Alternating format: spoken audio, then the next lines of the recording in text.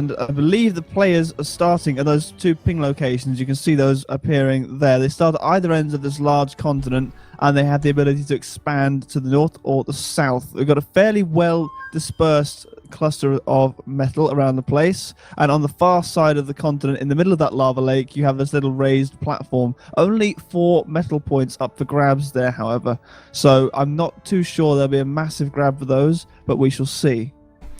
Yeah, and I'll have to keep an eye on that in the picture-in-picture, just in case, because especially on this map, players have a tendency to try and rush that with some air fabricators, so it'll be an interesting point of contention right there. But the game is beginning. 5, 4, 3, 2, and launch. So welcome everybody to round 1, game 1 in Exodus Esports' Bad Bot Buddies 2 vs 2 tournament. I'm WPMarshall, and joined by TheWrongCat. Good evening to you all, and we see now the yellow team starting with a double bot factory build that started already, and double bot factories again for the white team in the north. They've decided to pump out the inefficient and fairly slow building, but very rapid and easy to continue expanding with bot fabricators for the early game. Now the teams are far enough apart at this stage that rush tactics are going to be a little bit tricky to pull off. But it's always interesting to see in the early game when you have docks trying to deny this fabricator expansion, which both teams are trying to pull out off the bat.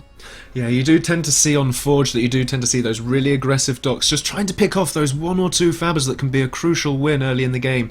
However, it is to be noted that there is a lot of metal in your spawn, 9 metal effectively in your spawn zone, so that's 9 metal proximal that you can get straight off the bat there. Interesting to see from Yellow that they're actually positioning their docks effectively at the outskirts of those metal in order to defend those. Yellow even pinging the far peninsula there. Obviously they are going to try and make a play for that expansion. Now see, normally if you're placing defensive units, you're far better off using the slower moving but heavily armoured vehicles instead of bots. Bots tend to be used, particularly in the early game, for more aggressive raiding tactics, and indeed we can see some yellow docks coming across to go and attack some undefended fabricators on the white base, which actually could set them back a fair bit. Losing fabricators in the early game is it's not a very good idea in general, because those are what you're using to continue expanding your economy. At the moment those docks haven't focused them down just yet, though. Are they going to be able to kill them off before they get taken out by the commander defending? He's got to focus him down. The commander has successfully pulled them off. They did manage to take down 1 fabber, but they have got so many fabbers there. They've got 4 bot fabbers, 5, 6, 7, and a vehicle fabricator. So they, it appears as though the white team's definitely going to be playing very defensively early game. That was a very poor micro there from Yellow. What they really should have done, as soon as they saw those fabricators, those docks were sent there for exactly that purpose, which was eradicating fabricators. It looked to me like their attention was focused elsewhere. Now we actually need to see another raiding force coming in here to try and dislodge the white stronghold on these 2 fairly safe, usually, metal extractors, but actually got some bombers coming in to help out with that, trying to kill off some early game economy, and we can now see actually Yellow storming into the lead here in Eco. Very effective raiding indeed.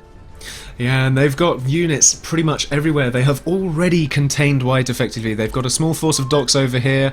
They've been playing around with their air, and I did see a pelican around. I think they've been so busy actually trying to contain white at this point that they sort of forgotten their expansion strats and realised almost that they don't necessarily need it. White are in a couple of positions though where they can begin to fight back. They are going much more heavy on the vehicles, whereas Yellow initially went heavier on the bots, so they could fight back a little bit. They've just got to hold on a little bit longer until they can start pumping those vehicles out.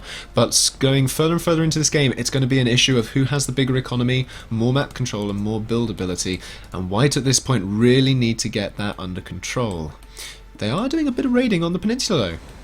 Just taking a step back and a zoom out here, just looking at the map, you can see a lot more yellow on the move. The white stuff tends to be sort of clumping up and playing, again, fairly defensive locations, making good use of the heavily armoured vehicles to do that, but at the same time they're relinquishing an awful lot of map control over to Yellow, and map control is all important in this game because that is what enables you to expand your economy. And indeed, if you look into the economy tabs, you can see the Yellow player there with nearly 180 metal versus only 116 for the white team.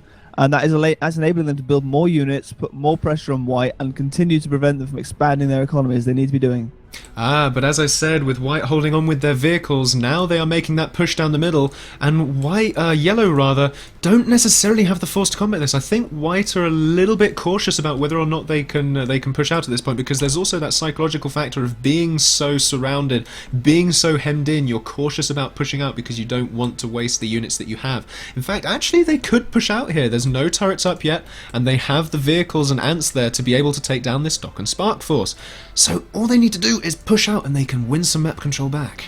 But let's not forget, of course, Marshall, we have the benefit of being able to see everything from both sides. I've not seen an awful lot of scouting by the white team. I say that, I can now see them flying a few fighters over the yellow base and seeing what's in front of them, which is good to see. You need to be scouting constantly to find out what you're up against, to take the best advantage of opportunities that present themselves. The white force now pushing in here. They found a single turret here, which is doing a fairly good job of stopping them. Nowhere near enough. And they've actually got a very significant advantage here on this front line here. They can push in. The commander is exposed, and they need to make sure that they can see that. I don't see that they've scouted the commander. They don't know they can actually put some damage in very early on. They don't know that the commander is there. They do have very good intel about what's in this base, though, and it does seem as though they've gone very low on the air force here from the yellow team. Not surprising, given the amount of land congestion that there is going on at the moment. We'll probably start to see T2 coming out at some point soon, because the yellow team is just floating so very hard. Either they can get T2 out with all their fabricators, or they can build up a lot more T1 factories. Either way, that is going to be very, very useful indeed.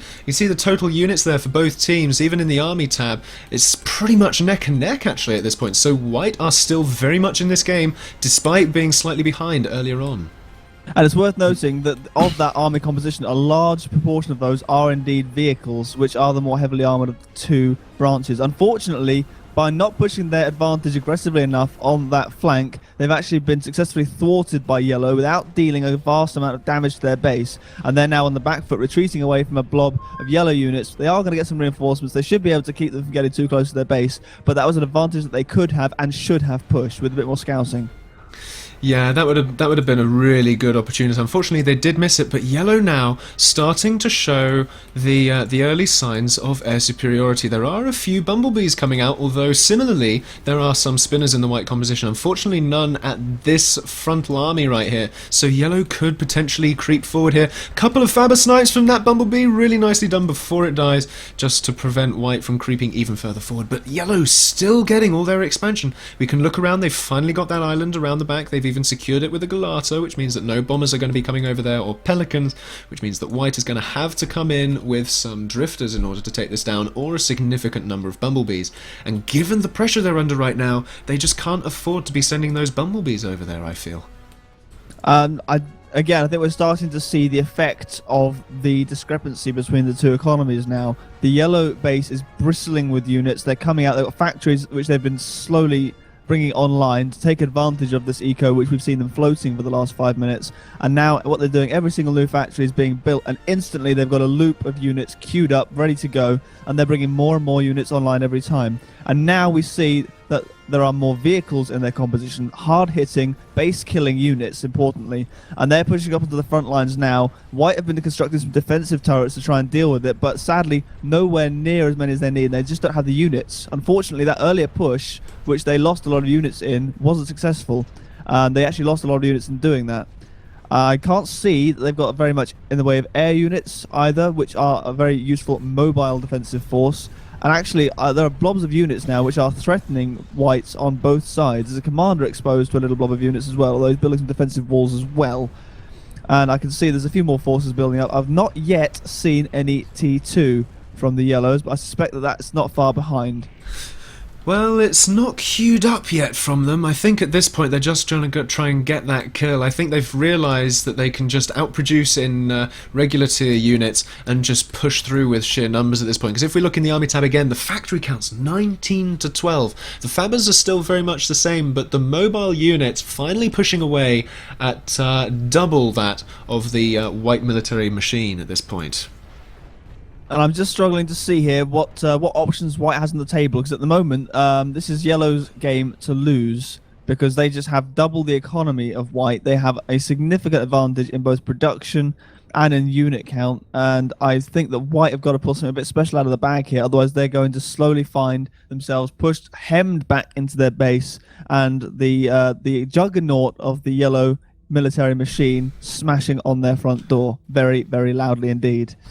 Well, we do also see some drifters sat around on the back of the planet there that Yellow have been trying to produce. So we might even see those drifters come in through the back of the White base, but at this point I don't think they're actually going to have their opportunity to shine here.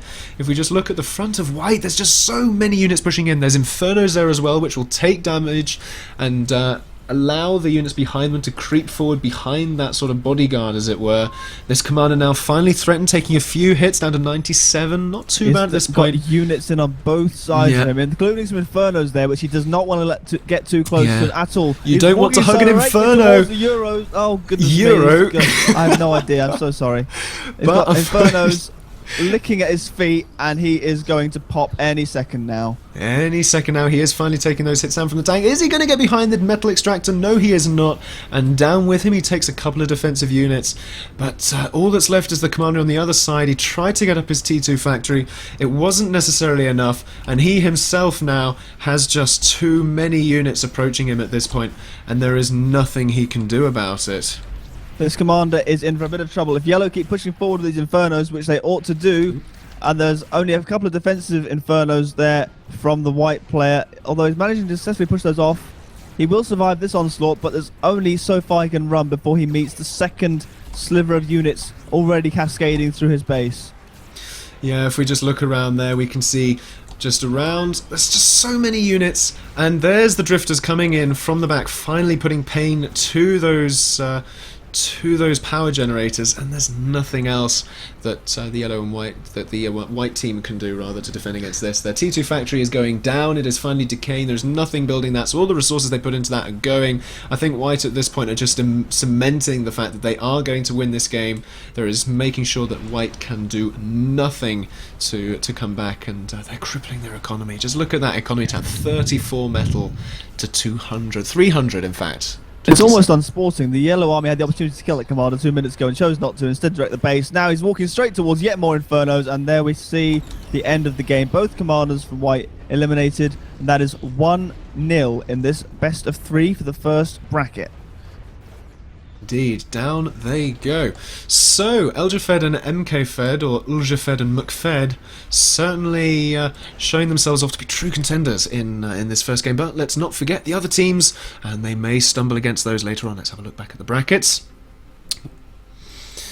That was very aggressive play there from the Yellow team there. The Turbo Penguins had them on the back foot more or less in the beginning, except for one little incursion into Yellow's base. White was on the defensive the entire time. Those early bot raiders were taking out fabricators left, right and centre. The air then creeping around to do the same, and then finally they finished it off with a nice rush of vehicles to cripple them.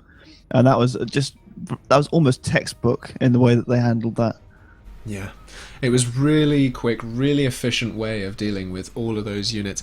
I think White had the slight error in their strategy initially to just sort of play almost too defensively, and Yellow were definitely overly aggressive insofar as White were just not necessarily prepared for it. And as a result, when you take people off guard like that, they tend to recoil and clam up a bit, and as a result relinquish the map control to Yellow there immediately. Again, we have a symmetrical map, completely symmetrical. It's got this very... This has actually got a large canyon running between these raised metal platforms and this big thing of rock in the middle. Plateau of rock, I should say, or a thing. Technical terms here, guys. Technical terms. That is... It's a very interesting map. It's actually a lot larger than you'd think at first glance, because when we zoom out, it looks as though all these metal points are really close to one another. But actually, if you zoom in and you start to see the scale of these things, it can actually take quite a while, especially if you go vehicles early. It can take a long time to actually get to those raiding positions or to secure those positions. So I suspect that what we will see early game, number of pelicans maybe coming out from Yellow, possibly even investing in some air fabricators if they want to be risky, simply because perhaps from that first game they're feeling a bit confident, they're feeling as though the White team aren't necessarily on the ball in terms of getting their air scouts and interceptors out. But anyway, we shall have to see. Now the spawns are actually in the middle rather than at the poles. White team here The One Sock and Great BJ representing Wishful Thinking versus LK Fed and McFed in yellow. Both teams... Lujafed. Look Fed. This is awful. We'll sort it out at some point. But anyway, this is game 2 of the first round of Exodus Esports Bad Bot Buddies 2 vs 2 tournament. I'm WPMarshall and I'm joined by TheWrongCat. Good evening. Looks like our teams have spawned on respectively opposite sides of these two raised metal platforms. And there are two viable routes for ground units to attack their opponents initially, which is via the middle of these two raised dark plateaus, or around the back of the map where we've got this sort of a hopscotch type thing going on with little mounds of rock poking all over the place. Alternatively, of course, these metal platforms, of course, have got ramps, so I can in fact see that going via the north and the south poles of the planet is also viable. So they've actually got although it looks fairly restrictive, the map, it's a rather open plan in terms of your attacking options. Yeah, I mean, you can come in from the left, you can come in from the right, you can come in from the top or the bottom. That's the wonderful thing about 360 degrees of approach, WrongCat. You can come in from any direction. I see a lot of custom maps I see attempt to at least give you one side where you have a natural defense formed by the terrain. This one I think is deceptive in that it appears to give you some form of defense, but actually you're still left very exposed. It is very exposed indeed. Now, actually looking at what the players are doing, as we haven't really covered that yet, going bots first allows them to get those mobile docks out so very soon, and as we can already see from White Team, they are sending them in pretty much every direction. Yellow are doing the same. They've just got docks already, and they've even got a hummingbird station there for a good bit of vision scouting. A fabricator here. Will Yellow pop this fabricator off with a couple of docks? Yes, they will. They are paying attention. A nice win here with that fabricator. They're not sending the docks over the top, as they could get traded by the white docks. And that's the good thing about being on the ball like that, having your scouting with your air factories. It just allows you to get off those fabber picks, which can be really valuable early game. Looking around at what the actual teams are building, though, there are a good few air factories in the yellow base. They've already got 2 up there. So they're obviously going to be making another play for air superiority like they did in the previous game. Meanwhile, though, having said that, 3 air factories complete. They're not even 2 complete in the yellow, but a third one is complete from White Team. So now, I'm hoping that the yellow team will have learnt from some of the lessons of the last game, where a combination of aggressive raiding from the white team and following up with some even further raiding in more vulnerable areas from their air force. Now, on this particular map, there's nowhere in particular that an air force has advantage over a ground army. The only advantage that it does have is that the air is so maneuverable that effectively, by having an air unit on the map, within the space of about 10 seconds or so, it can be just about anywhere that your opponent is. And that is the main advantage, of course, of having an air force in the first place. At the moment, I'm not seeing that the yellow team are focusing very much, particularly with such an open plan map like this. The benefits of air are somewhat negated, but at the same time, having enough bombers, and if your opponent does not have enough anti-air in place, means that you can be very, very controlling, and having control of the map is absolutely critical. Having map control is very, very critical indeed, and as we've seen in so many PA games now, an air game is almost a game in and of itself. It is just so dominant and so useful and so versatile as well. And you know, you can just have those bombers any which way or location that you want. Now, something to be noted, we do see some combat fabbers coming out from both teams, both yellow and white combat fabbers, trying to get reclaiming some trees on the poles. We did see that yellow did manage to take down one of white's combat fabbers previously, but they finally got their one there and sorting out. They do give you those sort of burst increase in metal, but of course it is finite rather than metal extractors, which are infinite and constant. Now, here is the thing, we do start to see that air game that we were talking about. There's just a lot of interceptors now from yellow. They have bulked up on their air force now. They've got a third air factory completed. Are they planning to build any more? The answer to that at this point is a nope. But the white team, though, 1, 2, 3, 4 air factories. Yes, 4 plus T2 bots. Now, this is White an early making some mistakes here. They're sending out. I think they're getting a little overconfident, sending out unsupported bombers to try and take out raiding docks forces, and actually suffering for it because Yellow do have at least a few aircraft around to try and deal with that. However, that the response there from White very effective, taking out the threat. It's just interesting to see where the White team are going to be trying to do it. Anyway, actually now see an attack, in fact, from the Yellow team coming in from the north of the White base, trying to come in over that slope. They've got some vehicles in there defending against a bot army which is coming over their docks. Probably too numerous to be dealt with by the tanks. They've actually had to withdraw. Combat Faber was taken down there as well. I feel as though placing mines on these plateaus could be a really viable strategy, especially given that the Yellow team has gone for tanks. Now, what we did see, when we were talking about bombers a second ago, committing to taking out raiding groups of docks. Now, we noticed that 4 were going in at once. I think that's overcommitting to answer a raiding group of, say, 9 or 10 docks. Wouldn't you agree? Especially considering that Yellow have, got those interceptors everywhere.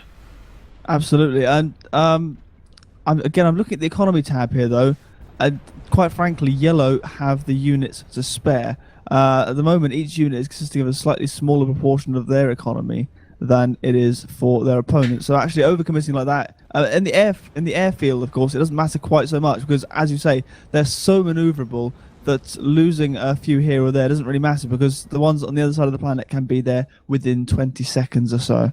So in terms of overcommitting air forces, what we tend to see from high-level players is that actually the majority of their air force travels around as one single blob. And indeed, we have seen in previous games where that has led to the downfall of certain teams when facing area of effect anti-air weapons. Yes, indeed. I think you quite enjoyed that one, didn't you, Marshall?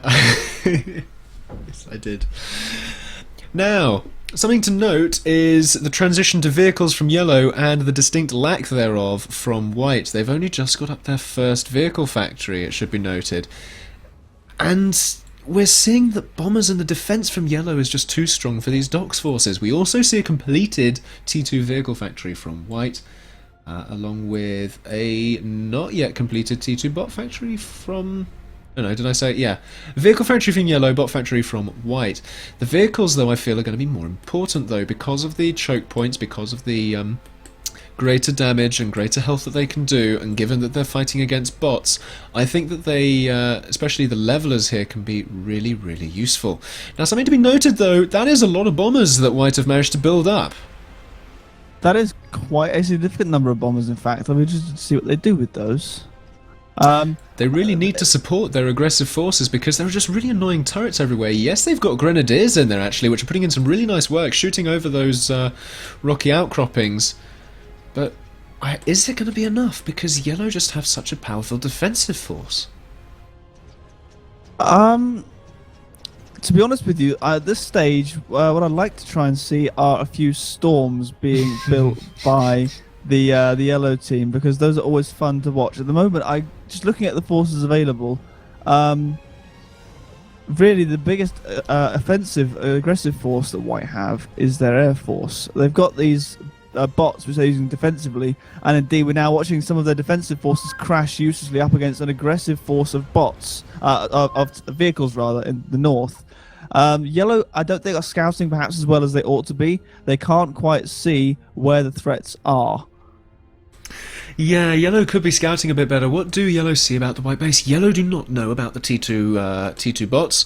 Similarly, do White know about the T2 vehicles? They know that the vehicle factory is going up. They don't know that it's completed yet. So they're a little bit behind, but they're better at their intel than Yellow in this game, surprisingly.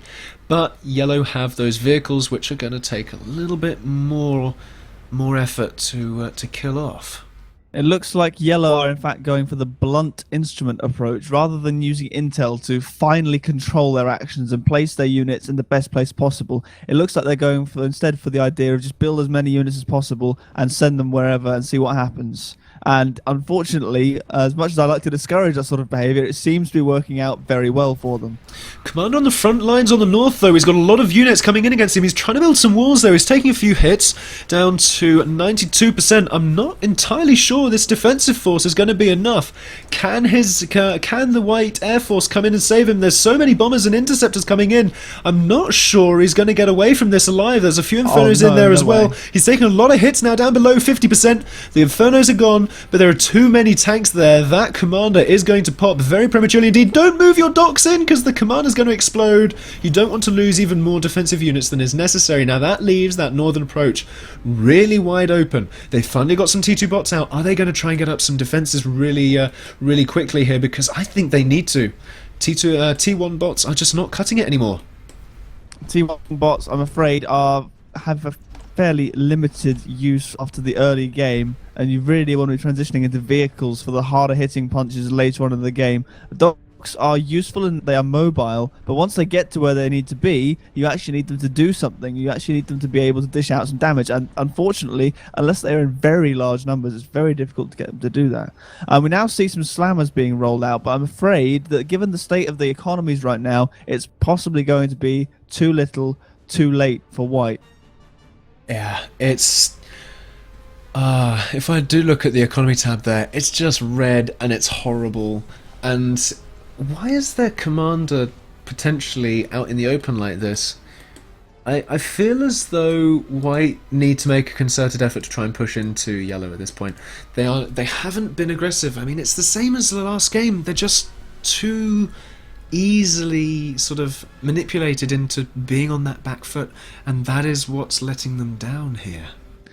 And again, as you say, they are leaving the commanders exposed. That commander should not have been on the front line. With some scouting, they would have seen that there was a large force. In fact, they must have radars nearby which would let them know there's a large attacking force going on there, and that is not where you want to have your commander at any point in the game. And now we can see, in fact, this force has got levelers in it as well. And this is potentially going to be the end here for White, at least from this side of the base. Unless these slammers can really get in there, get in nice and close, but they're getting demolished before they even get within firing range of those levelers. If they had control of that ramp, then as the yellow units came over the lip, then White could pick them off like that. But instead they pulled even further back and relinquished that crucial strategic area there. That platform is literally the entry point. And they've given it up, and now there's levelers in their base, and now their factories are dying, and then it'll be their economy that dies. And then the commander will follow very shortly thereafter. Indeed. I don't think that yellow actually knows exactly where White's commander is at this stage. They don't, which means that they are, as I said to you earlier, not going for the sharp, refined, surgical strike. They are literally just sending dozens and dozens of units to see what gets in the way, and trampling on it with brutal recklessness. Yeah, it's not working out for them at all, really, at this particular instance. I was watching these levelers just chewing through these buildings now, ploughing right the way through the base. The commander currently sat idle, when really he should be doing something, building some defensive units, running away, anything like that. I think at this stage White probably have accepted their fate, and I would not be surprised to see the GGs called before that yellow army even gets there. Yeah, I mean, looking at the yellow base, it's just, it hasn't really been damaged. There's a few charred remains where White has tried to come in, but they've never had that concerted effort, and they haven't ramped up their production as the game has progressed. They haven't been able to. I mean, look at the factory count, 31 to 9. And even if we add in the factories that have died from White, that only takes it to maybe 20 at the very most, so... just, again, not seeing any communication here. I think White are just sort of saying, here I am, come and find me. Yeah. And it looks like yellow are in the middle of trying to do exactly that, sending their air force all over the place to try and find out anything else they can just go and drop some more bombs on top of. Yeah. That is the disadvantage of vehicles. They do tend to be a bit slow, but at this point, there is no hope left for that commander. The bombers are probably going to attempt to snipe, really. They have enough to do a multipass. Multipass, hashtag. Multipass. Barring some sort of divine intervention, an accidental planet smash from another planet in the solar system that doesn't exist, I think this is the end here. And indeed, we have a 2-0 defeat against the white team. That eliminates wishful thinking from this tournament. Turbo Penguins now proceed into the second round to face the ice team. Well, we've all sent nukes in now. We've got 2 incoming. Sending some more in. After these nukes, send in your air because the unit cannons are about to go in. Unit cannons going in now. Let's take out those Zeus. Oh, that wasn't range. Well, no, you just have to eat up the unit cannons. Whoa. Oh my god, he has more Zeuses! This is the problem right here. Oh, the air fads. Oh, killed him. Guys, did you kill the Zeuses though? There's still 2 left. Look how many corpses! Just look at all the corpses. There we go. Here come the unit cans.